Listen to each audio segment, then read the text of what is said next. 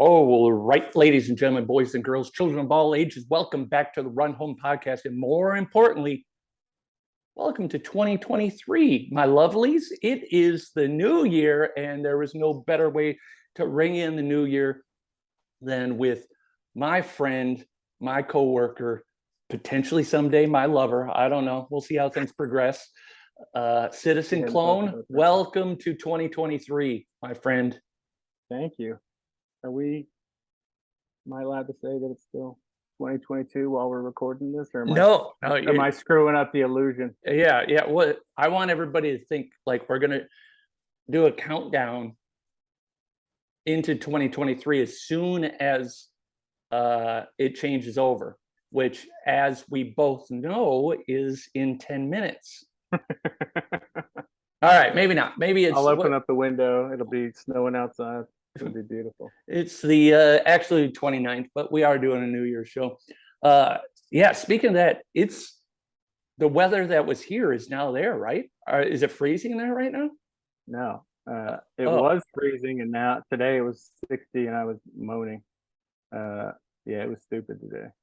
Dude, the coldest day in Texas in like 40 years happened a couple days ago.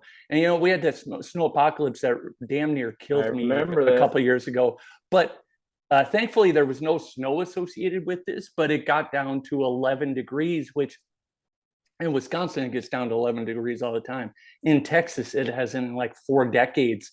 And so, like, the problem is Texas, you know, everybody's pipes are exposed because it doesn't get that cold. So there's like pipes bursting everywhere. And it's crazy, man. I was running around like a madman trying to cover pipes and get feral cats indoors and do all sorts of stuff. Yeah, I can't imagine. Have you lost your winter edge? Oh yeah, you still got it, dude. I'm such a sissy now. It's so bad. But I mean, you got to think. I've been down here 8.5 years now, so it's definitely worn off.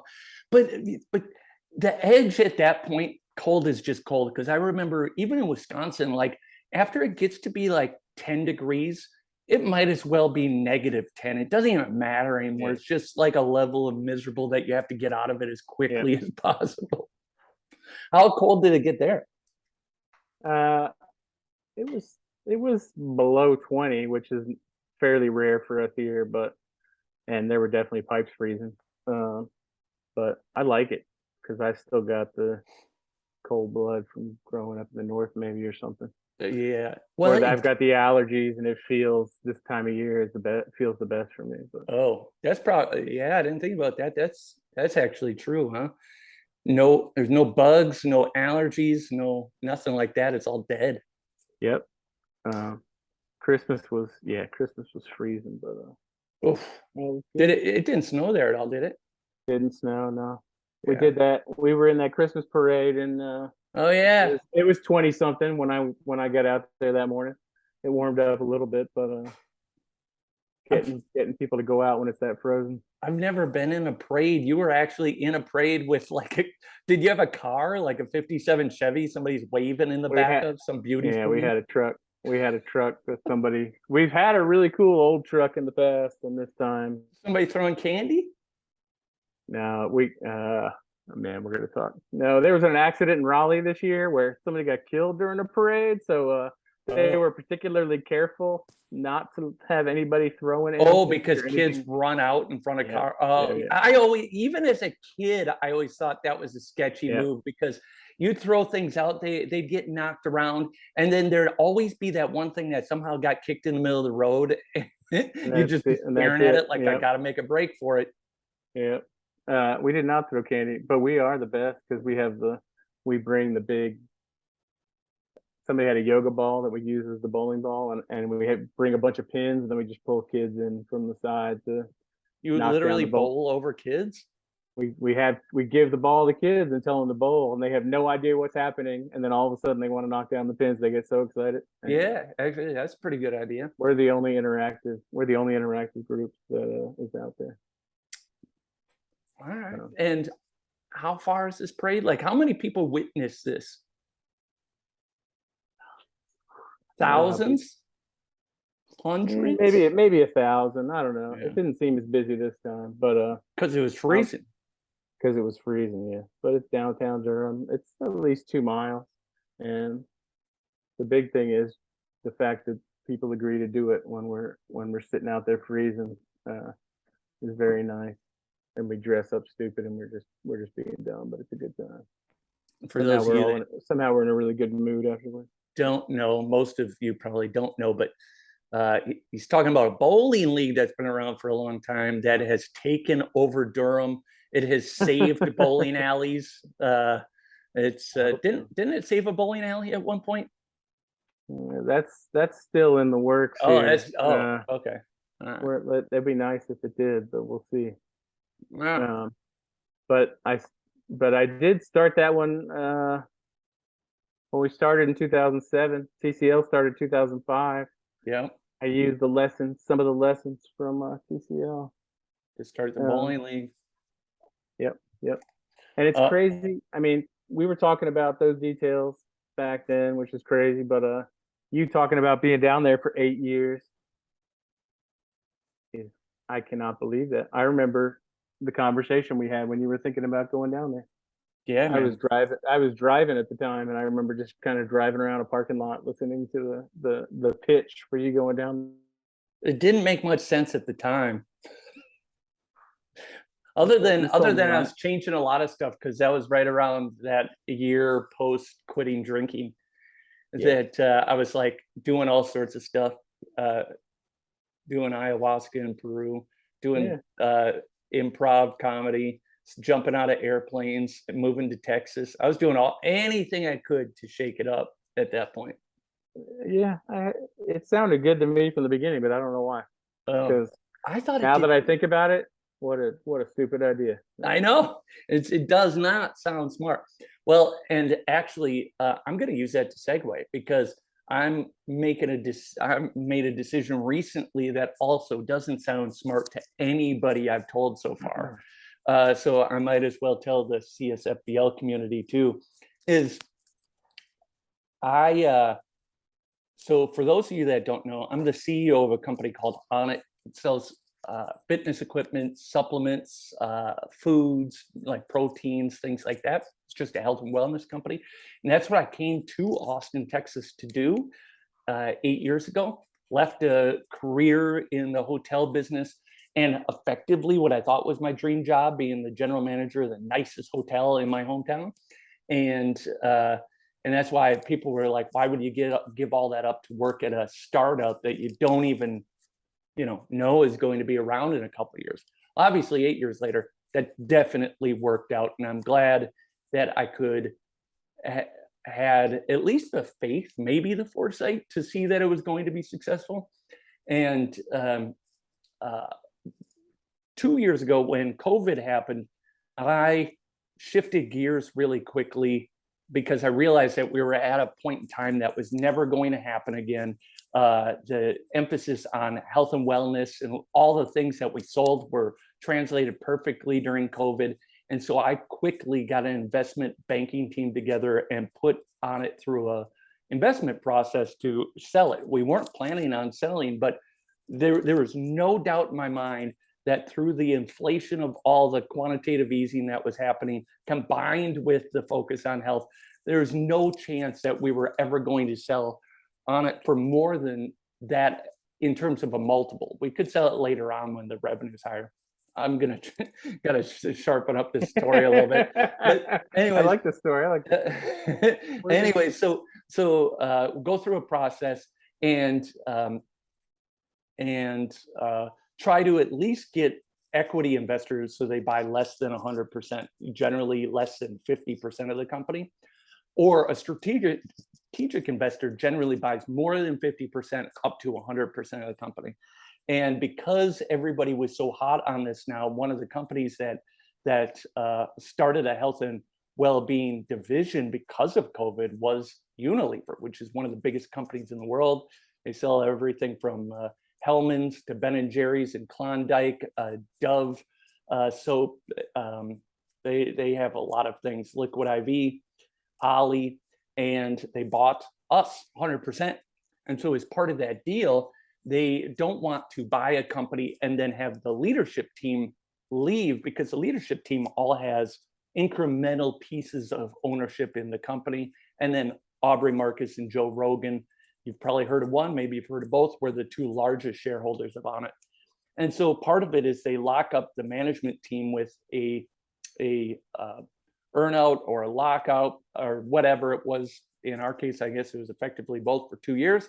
We're getting to the end of those 2 years, and certainly I could stay and be the CEO of Onnit for a long, long time to come. But during those 2 years, I got very excited about the idea of CSFBL. Not necessarily in its iteration when I got involved in it, but again, kind of that foresight or vision that I think of where it could go.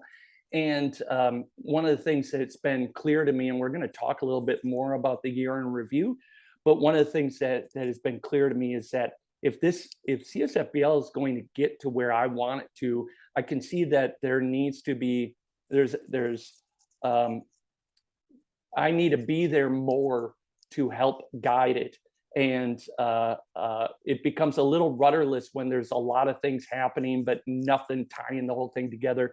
And so I'm leaving again what I consider to be my dream job as CEO of Onnit to work on CSFBL. That's how much I genuinely believe in what the potential of it is. And so I am transitioning out from now until the end of January. I've already given up a lot of my duties because I was fortunate to handpick my successor inside the company. And so that should be relatively seamless. And so the big thing I'm looking forward to in 2023 is being able to, and beyond, is to play baseball for the rest of my life. Baseball the way it should be, which is CSFBL. So there's my 10-minute announcement, and I'll stop there. Yeah, you do need to tighten up. That was not an that's pretty good. I hadn't heard the whole thing together. Well, you got me. You always get me with these speeches, man. Maybe I'll start over because I got a 45-minute version of that too.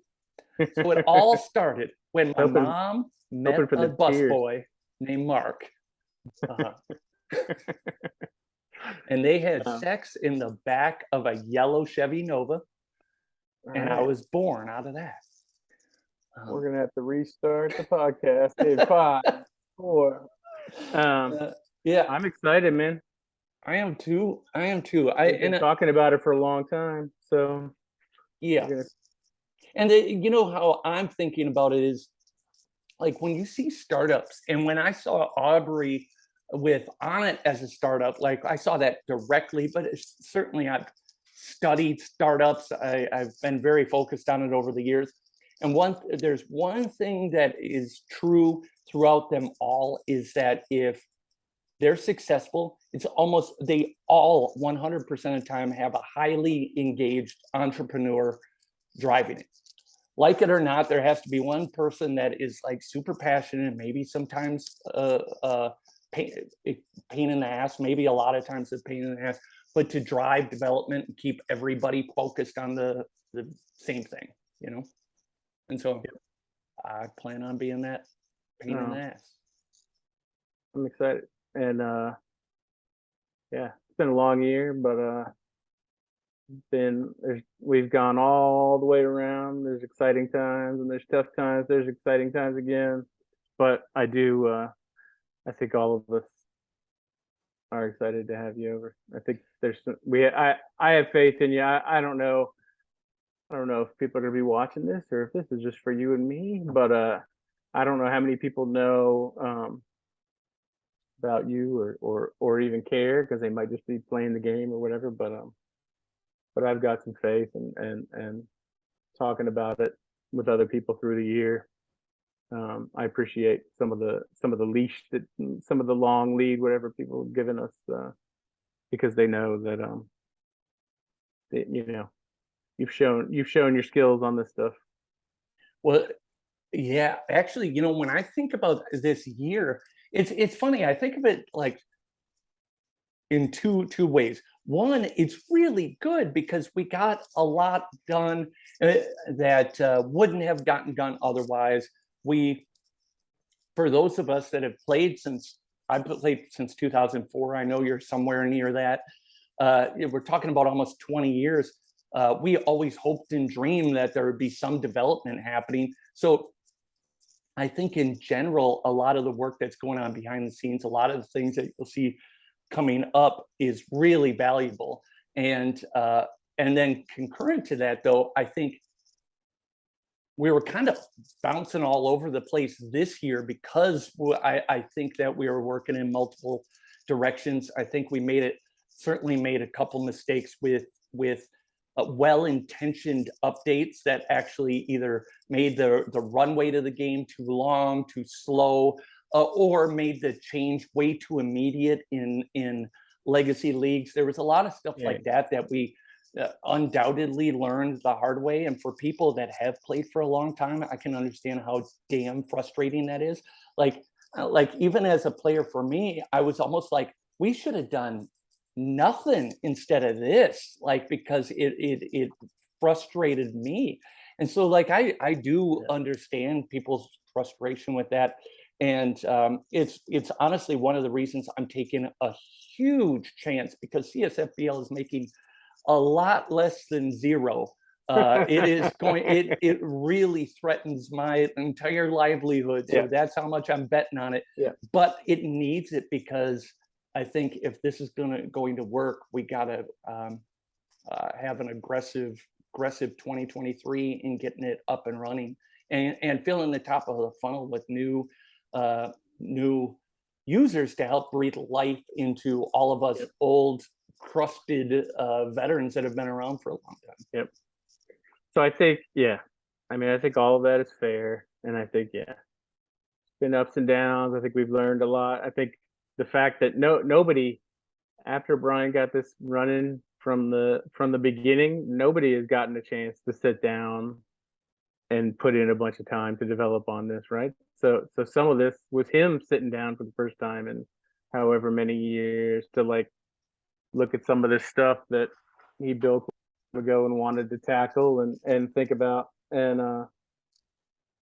there's been a lot to learn. There's been a lot of challenges. I think we're in a good spot going forward. But there's been some missteps. I think that's fair. I think you and I both have a vision of there's lots of different ways to play this game, but it makes sense that there's been a lot of upheaval for the leagues. I mean, again, going back to TCL, that I have an attachment to, that have been sitting there since 2005,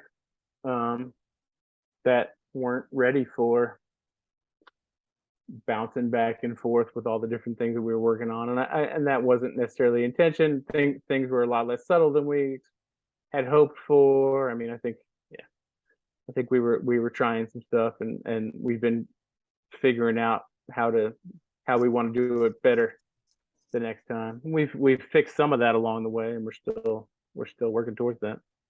I think the other thing you just hit on that's important is probably the best thing that we did in 2022 is we actually put a team together to work on this business. And so getting you was the most important thing, because I think you guide where the development should go. Your finger is on that pulse better than anybody's, even including mine. So having somebody as that chief or product manager, whatever it is, and obviously we have Brian as the founder who has owned the code since the beginning, but then adding Hardy and Adam. Now we have 3 developers, and now the team starts to fill out. And that's why I said, me adding myself in, now it feels like it actually is functioning, where it's not about getting the people, which is the hardest part. It's about getting the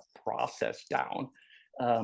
Is that how you think about it too? Oh yeah, no, I think you're right. And I think, I mean, I'm looking at your hat up there talking about Hardy. You've got your shout out. Mike. Well, I've been a wooden shoe fan for many years. You You knew they were cool before they became cool. Yeah. Before Mikey Hardfowl was there. He couldn't be trusted on the court. I got to tell you guys about Hardy. He couldn't be trusted on the court because he'd find the biggest, baddest person on the other team and take him out. Like drop the gloves. He was dangerous. He set the record for most flagrant fouls in Illinois state basketball history. Might want a disclaimer for this, but that's coming from going back. I don't know if everybody knows that Mike is an accomplished basketball player back in the day, and going back through the box scores and seeing his foul numbers were eye-opening. He says that was not representative, but he was putting a lot of fouls out there. He tried it. He came down to Austin. I got a chance to meet. Did he foul you when you were down there? His lovely family, but I was nervous the whole time being around him because you just never know that guy is, always this close to go putting a flagrant 2 on you. He tried to tell me he was a 3-point shooter, and we got him all wrong. But I don't know. He's 6'6". He looks strong. I don't know. I think he's good. Yep. He's the whole. It used to be called the two topless fuzzy slippers until Mikey Hardfowl got there, and they became the wooden shoes because they step on everybody. That's a good one. Yep. So Mike, I don't know how long Mike's been playing this game, but he's been playing it maybe as long as you and I. A long time. And he might have been making the playoffs with that team since you and I. But he's been around forever, and he's loved the game. And we were hearing early on when we were doing this and kind of putting the call out, we started hearing his name come up as somebody that we should talk to that was interested. And he came on and was volunteering a little bit, but that was awesome. Definitely the most fortunate thing that happened to us this year, is because I knew we were going to have to get Brian some development help, and to have him already in our backyard. And not only is he a player, but like you said, he is an OG. He has the record for the team consecutive streak making the playoffs in a league. It was like 104 seasons or something. It's something crazy. So not only is he a player, he's a good player, cares a lot about the game, and adding that to the team was extremely fortunate, because at first we were thinking that we were only going to get him maybe at best part-time, or most likely just a little bit of side work, and now he's working full-time on the game, which thank God for that. Yep. And the other secret to put out about Mike is that he's a big numbers dork. I'm gonna whisper that, but he's much better at Excel than I knew. When he digs into when he digs in. Yeah, and him and Brian, watching them when they get into the formulas and they're digging in, they're obviously in their wheelhouse. He's got something coming out soon. I'm sure we'll talk about here in a little bit, but I think he's very excited where he is. I think he's got the skills. He loves it. I've been watching his charts for however many months as they get more and more fancier and fancier. So it's all going to start paying off here, no doubt. Yep. And then, go ahead. No, please. No, we were talking about, talking about Adam too, that we've added. So Hardy's somebody that was inside the game, that knew the game forever. And then we went the opposite with Adam, who knew nothing about the game and maybe knew a little bit of baseball, but not that much. But he's a gamer. But I think that's a very good balance that we've got. Somebody with development chops that is not attached to how the game was played and can look at things with fresh eyes. Yeah, and has a lot of experience in managing technical debt, because obviously this game has been around for 20 years and there's been a lot of advancements in development during that time, and that lift for Brian wasn't going to be able to be done alone. And so my hope is that we can get deeper into those type of upgrades, platform upgrades on the game this year. But where I think, you know, Adam's getting his stride is finding uh, uh, or helping you find new ways to play the game, doing the contests, doing a lot more stuff like that, because I think it's good because, you know, we have the dynastic game, and then adding all these fun ways to play. Started with Tournament of Champions, which was essentially an experiment, but now starting to run different types of contests. It serves a dual purpose. One, it creates engagement for all the fun things, all the fun new ways that we could play the game, which is going to be one of our tenets, is we can play baseball a million different ways. But also it helps because every time we do one, we develop incrementally, and that's going to help us over time, as opposed to trying to overhaul the entire thing from the word go. If we can incrementally improve something each time we do a contest, that will make the entire site better. Yep. And that's, yeah, exactly. I mean, so there's, you and I worked on this. We tried it out recently, but there's a new format that I'm working on. Oh, I'm so excited. We'll have a tournament, but it would be a head-to-head game, where you do it's two people doing a draft together, and kind of based on, and Jelly and I have been testing it out with Stratomatic for the people out there that play Stratomatic, and you're getting those texts. But can we talk about that? Are we already, is it too late? I didn't know we could announce any of this yet. Oh, I'm I sorry. guess you're not announcing anything. Well, I'm just saying, but the point of this, in terms of the building on themselves, so working on this game, but involved in that is making this draft tool that Adam's been working on, that'll allow two people to go through and do a draft together. But when he's making that tool, you can absolutely see how using a draft tool is going to pay off for doing like one season leagues, right? Doing a full draft for redraft, doing it for other, but also other leagues that want to either start with a full draft or just have an updated draft board, right? Like an actual live draft board. So I don't know. It's just seeing how the blocks all come together. I mean, so like you just said, we did it, and I got so excited about the idea of this because we were just doing one-on-one draft, and all of a sudden, like, that blew my mind a little bit anyway, because there's a million ways that we could play one-on-one, which is a cool idea anyways. But then thinking about like how fun drafting is, it's why I like the redraft model so much. The guys in GOAT have done some version of this, and there's a lot of leagues that I think will, or people that will create leagues based around the concept of being able to draft more often, more easily. And I'm pretty excited about it because it really opens up even the dynastic model to new iterations. Yeah, back in the day, I mean, I don't know how many leagues have done it. I remember Moneyball specifically starting with the full league draft. Oh, did it? Yeah, I think so. I don't know how long it took. I don't know what it took or anything else. And I think GOAT, yeah, they do it at the beginning of their sprint or whatever. Yeah.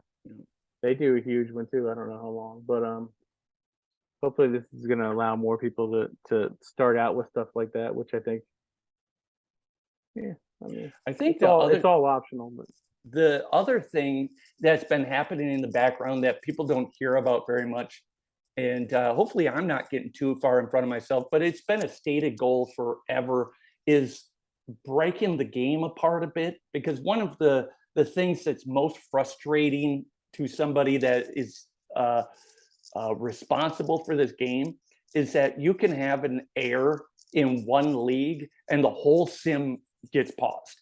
It crashes the entire game, right? Like, we can't have that happen anymore. And so being able to, that's on the not so distant horizon, being able to break the game apart so that if one of these innovative leagues is trying to do something that the dynastic model's like confused by, because that's a lot of times what it is. I think redraft itself has caused the whole thing to cancel a few times. But then the air only stops the sim in that league. The rest of the thing can keep moving. I think there's a lot bigger, broader implications of this that we can do by breaking the game apart as well. But I think that's a big one, is creating less liability and downtime. Yeah, I mean, I think that's right. When you talk about breaking the game apart, it's doing it doing the sim league by league. So if there is an error, it only takes down one league, but you can keep going. And related to that, then you start to get the options of being able to do sims on demand in different contests and things like that. And it all is going to roll into something that I've been asking for a year, which is being able to do games and series that are independent of a league, right? Yep. Being able to having people that are able to come into the game and get that quick hit, because anybody that's listened to this or anybody that's playing the game obviously got over the big hurdle that it takes to get into the game. But I think we all know that there is a very big hurdle to learning the game and getting in and getting through those initial parts where you don't know what's going on and everybody's crushing you and you're learning it. Trying to figure out a way for new people to get some satisfaction early on is a big part of it. And I think that's going to roll in with that fix. That part's crucial, because you're right. Like if you roll in, and even if you pick up a couple teams, a lot of times it could be like 8-9 real life months before you start competing, before you know how to play. Like we have to get past that and have different game modes that people are playing day one. But even for the people like me that have been playing for 18 years, damn, does that sound fun, where you could just like go head to head with Balmers for a series on demand right now, or you could just go head to head for whoever drops in. Now, some of that, before I get anybody too excited, that's like the step beyond what we're talking about. But these fixes create a universe that will allow us to do that. And the other thing that it allows, and the other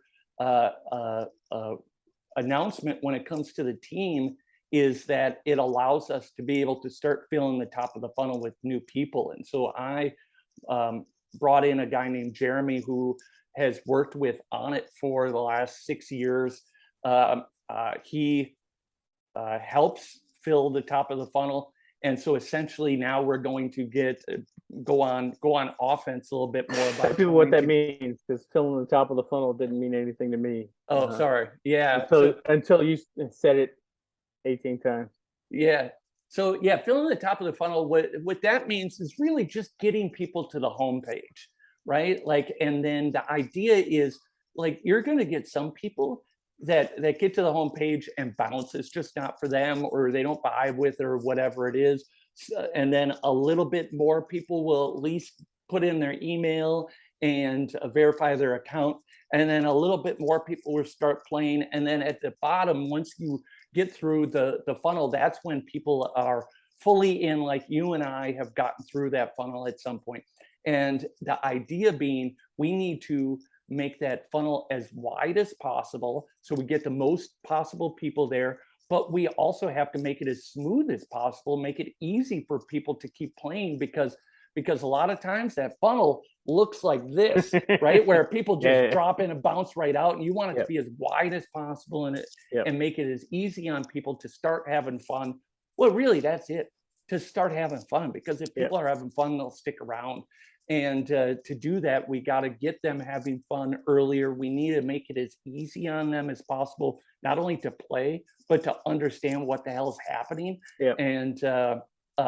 And I've been waiting on that for a long time to start filling that top of the funnel, because the last thing I wanted to do was just create a system where everybody's bouncing out, because this game's hard to understand and it's hard to get engaged. What I think is going to happen now that we have some of these things that people can play day one, maybe they can even play one player version of the game, If we have that, then we're set, because now we can start filling the funnel and then iterate and improve over time. But until we have that, it's hard to dedicate a lot of time or resources to. When you say that, I mean, just to go back again, I would say this has been on our minds all year, and some of the route this year, I would say, was based on this idea of trying to figure out, trying to mess with the game we had, because we knew, or Brian knew, everybody knew from all these years that there were limits to how big this game got. From, I mean, the appeal that we had to the general populace, right? As it was. So it was trying to shake those things up. And some of that is getting rid of some things that people are used to, or changing things that people are used to. I think everybody knows that you come in and you see the wall of numbers, and you're looking at stuff that you don't know, you're trying to translate it, and trying to work on that, and trying to figure out how to work with that has been some of the different directions that we've gone. But what you're talking about, I think, and people that play the game now are going to want to hear, I think we figured out the plan somewhat, including the player development stuff that's going to be coming out soon. I think the game had gotten to where every player was expected to develop fully, how many years in, stay developed the whole time. That was the old FOA model. And we realized, looking into it, everybody that had played the game beyond a little bit of time was making the exact same choices to do full development, full drills. That's not really a choice, right? That's a fake choice. So we knew we wanted to get rid of that, and we planned to replace it, but we hadn't replaced it yet. So then we've seen all these changes to player development. So that's what Mike has been digging into the last couple of months, and he's been really digging into the MLB data to try to hit the most realistic model that we can. You talked about the amount of time it takes for people to get satisfaction. I think that's part of it. We lengthen the time. I don't think that was our intention, but it takes longer to rebuild a team now than it used to. So trying to go back the other direction and get a better, more accessible base model, I guess, is one of the things that's going to be coming. If for people that have gotten used to how it is now, I think the way it is now might be the hardcore mode of having more guesswork in the draft and having to wait a long time. But I think being able to get satisfaction from your players faster and know a little more is coming soon. Anyway. Yeah, so a couple thoughts on that. I think the most important thing going forward that we learned from that the change with age progression, there was a lot to be learned from that. And the biggest thing for me is I don't want to make any changes ever again that don't create optionality for leagues. We've talked about that before. But I think there was this effort to make the game more realistic or more in line with Major League Baseball. And even as I say that, I realize there's a logic fallacy in that as well, because why should we assume that Major League Baseball nailed it? They didn't. There's no way that they're running a perfect way to play baseball. And I think that's what CSFBL gives us an opportunity to do, is create all this optionality in however you want to play, because I'm guessing that we will get closer through the ability to play baseball on a spectrum, as opposed to just try and copy whatever Major League Baseball is doing, because they change their rules all the time. They change everything from the mound height to if they're going to allow steroids or not. Hashtag Seelig did it. And I think your Seelig picture anywhere around? I don't have it within arm's length. I actually have it hanging up over my baseball cards, just so I can look at it and just growl at it whenever I see it. Keep going. But you see what I'm saying? It's like, like Major League Baseball, if you look at it historically, has had all these different eras as they're trying to improve the game. There's no way that the one that we're playing in now is perfect, nor will it ever be, because the players change, how the game's played has changed. They're even eliminating the shift, like they're still trying to figure things out. So the advantage that we have is to create optionality for the league so people can play it hopefully hundreds, maybe even eventually someday millions of ways, so that we can start optimizing baseball for however the owners want to play it. I think that's what's really exciting for me about this, and which creates a moat. Even a moat is essentially it's a term Warren Buffett uses that is essentially means that it's a competitive advantage. That's a moat that we even have over other baseball simulations. There's other simulations that have lots of knobs and buttons, but it's usually about their inline gameplay. It's not empowering leagues to create their own rules. And I think not only being able to create their own rules for the dynastic model, but also creating multiple ways to play, like we did with lineup lockdown, I think is a perfect example. Like we can do a million different versions of that, so that there's always a lot to do with the game. That's what my big bet is, that this game can eventually find ways to always be free, because that was a commitment I made from the beginning. The base game always be free, but then also find a way to monetize so that this can grow and become a business in a way where people are seeing a level of value to it that keeps them around, keeps them coming back multiple times a day. All right. I had things to say, but then you went a different direction. Oh, okay. Yeah, no, you had me inspired there. Go ahead. Pull me back. No, you had me inspired there. I agree with you. I mean, I'm excited. MLB is one simulation of baseball, right? And we can do a billion different simulations. Brian talks about when people talk about outlier stats that happen. If it happened in baseball once, it happens in CSFBL 1,000 times, 5 times in a day, or whatever else, just how many games there are. So yes, there's lots of different ways to play, and the biggest thing in terms of options is that the same with player development. Like, who cares? Like, if that's part of going back to people get attached to players. Like, it might not be realistic if a guy stays developed forever and you get to be in love with them forever. But if people are having fun with that, who cares? And figuring out fun ways to do this. Dude, that's it. It's not about making it realistic. It's about making it fun. Because realistic is a misnomer. Because what does realistic mean? It just closer to the one flawed way that Major League Baseball does it. It's not a real thing. So let's just have fun.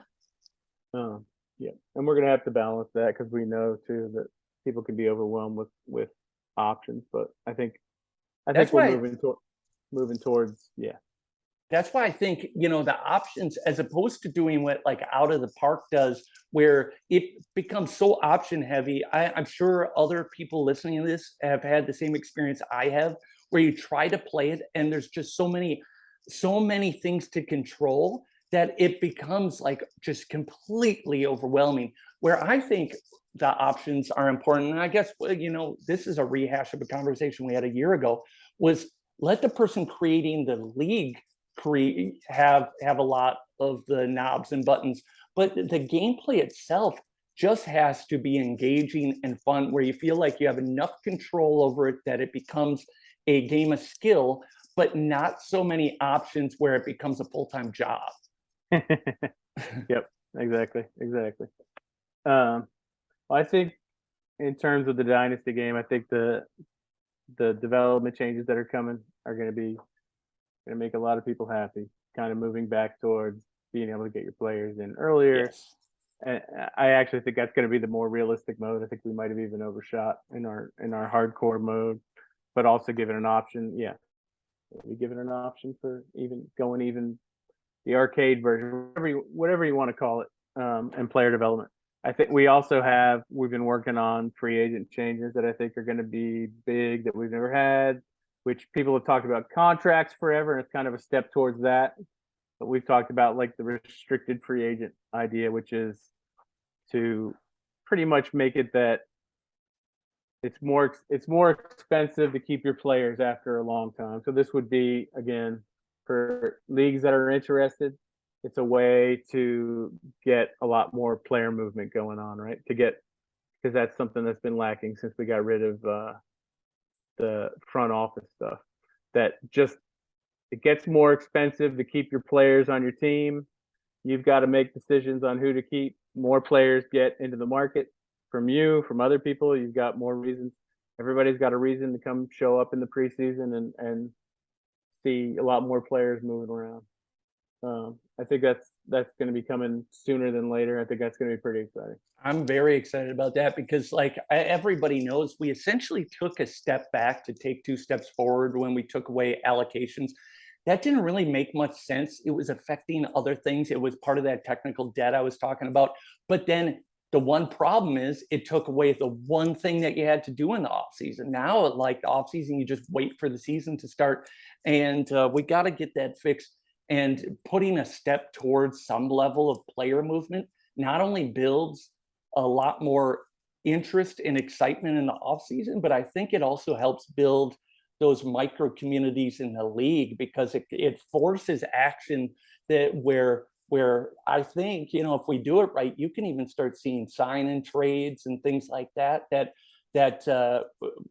don't even make sense in the current version, but you can see competition for free agents. You can see some level of restricted free agency. However that pans out, you know, I'm hoping that after we get some of this optionality on age progression, that we start working on free agency, and we can see that in the early part of the year.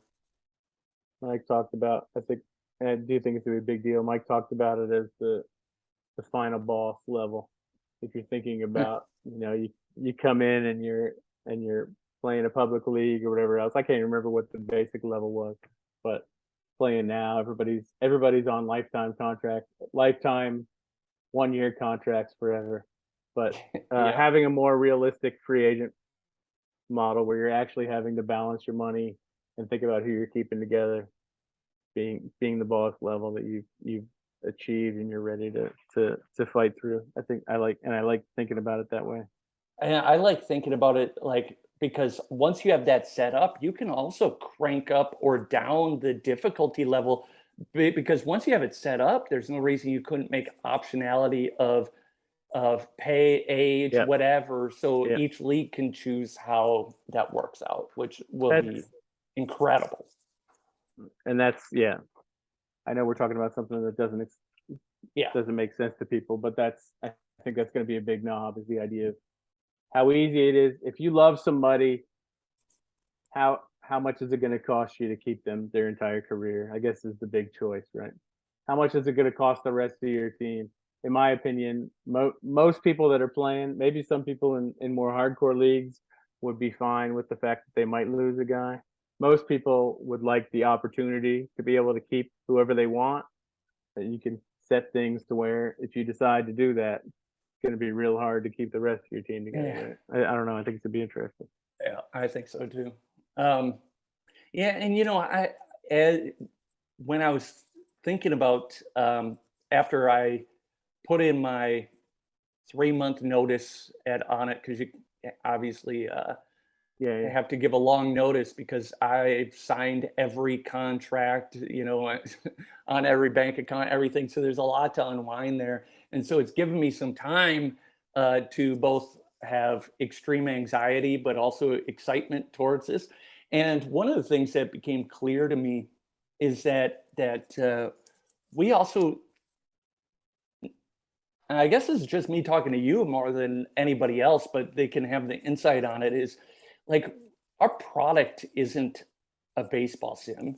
Our product is building communities. Because when you think about all of us that have stuck around for 10 years or 20 years, it definitely, in the face of no development with the baseball game, it wasn't because there was no other baseball sims or no other better baseball sims out there. It was because this is where our friends were. This is where the community was. And so I almost think that we, uh, in 2023, heavily focus efforts on community building.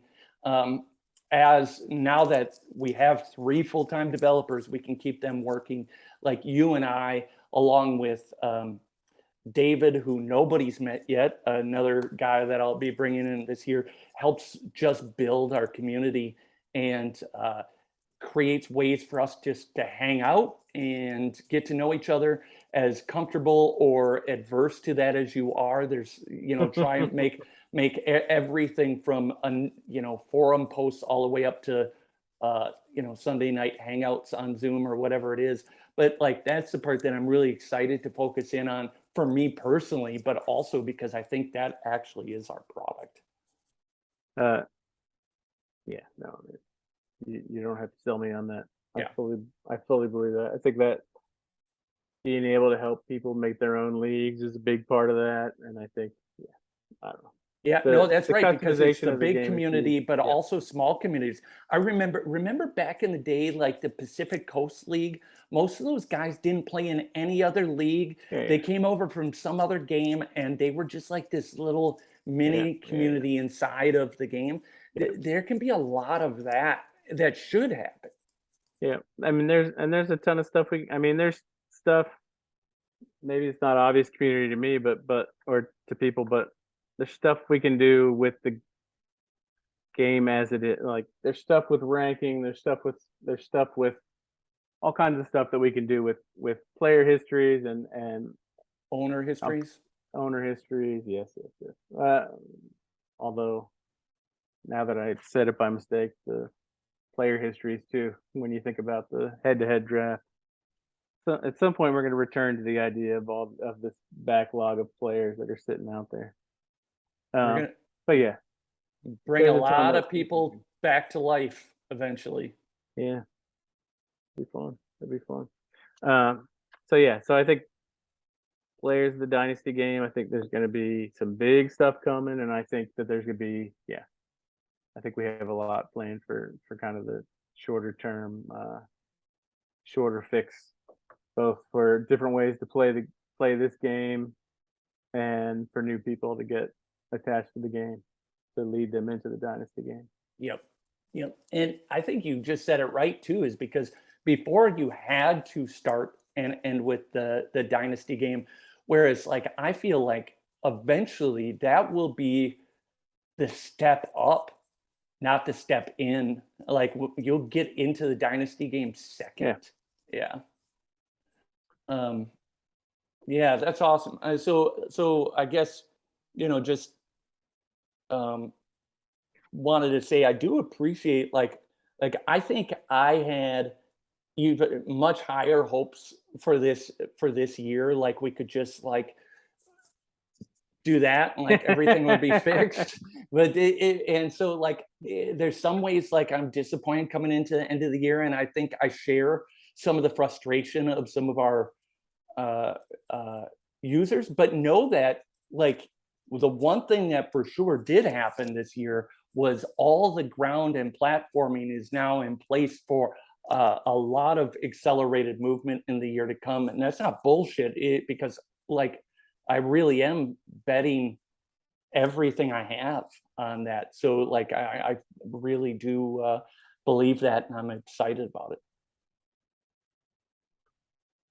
I mean, that was well put, man. I wish I was ready to say something after that.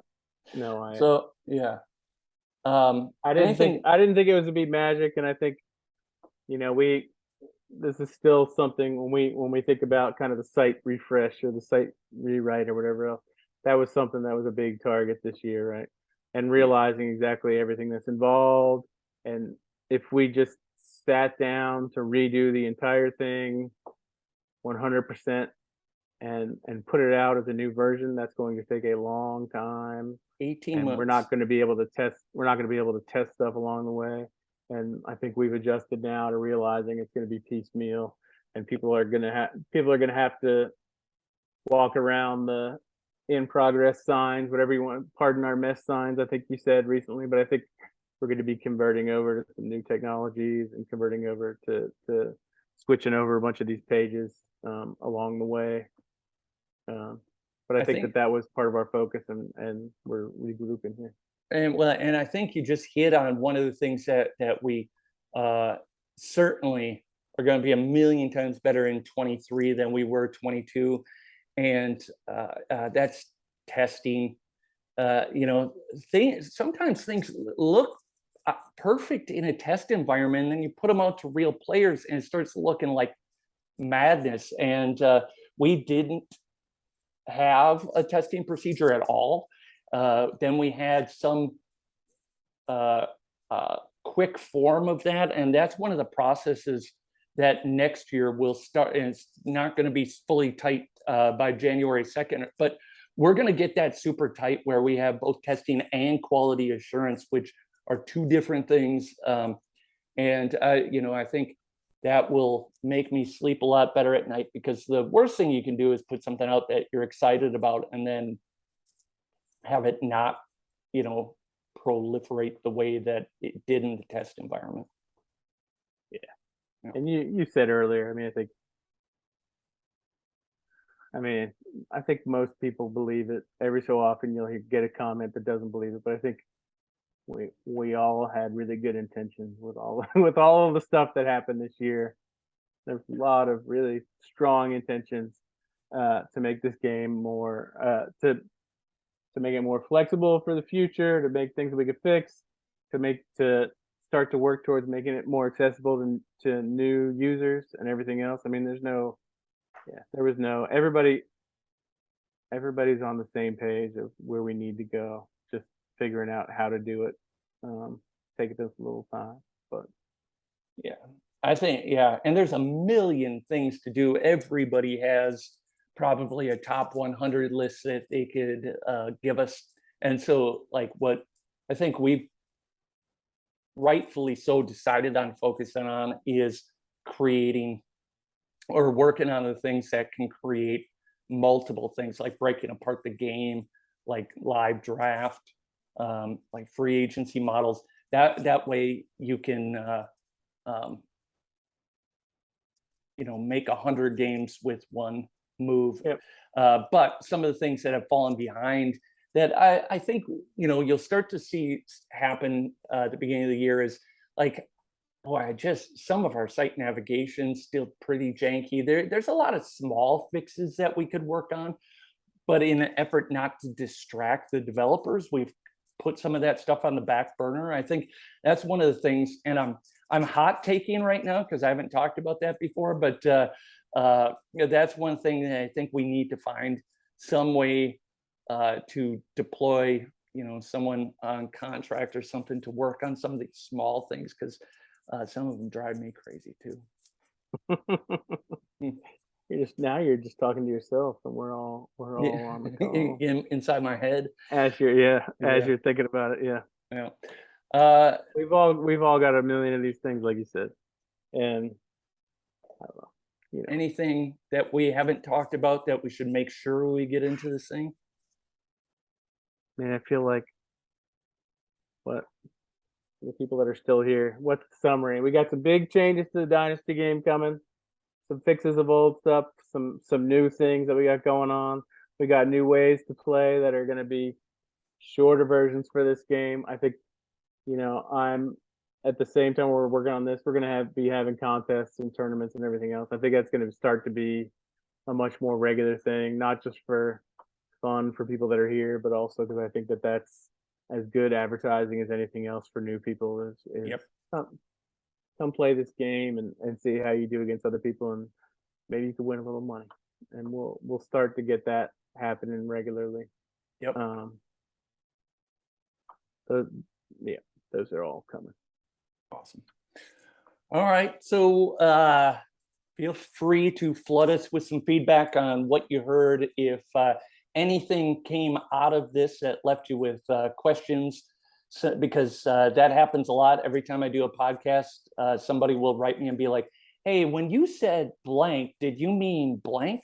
Feel free to send that to me on Discord or the forums or whatever. And I think that's it. So you're going to be seeing a lot more of us, definitely me, because once I am unemployed, I will have more time to do stuff like this. And I'm genuinely looking forward to 2023. Any final thoughts there? No. All right. Glad we got together to do this, man. All right. Okay. We would stay, but we got to run home. Till next time, we are out of here.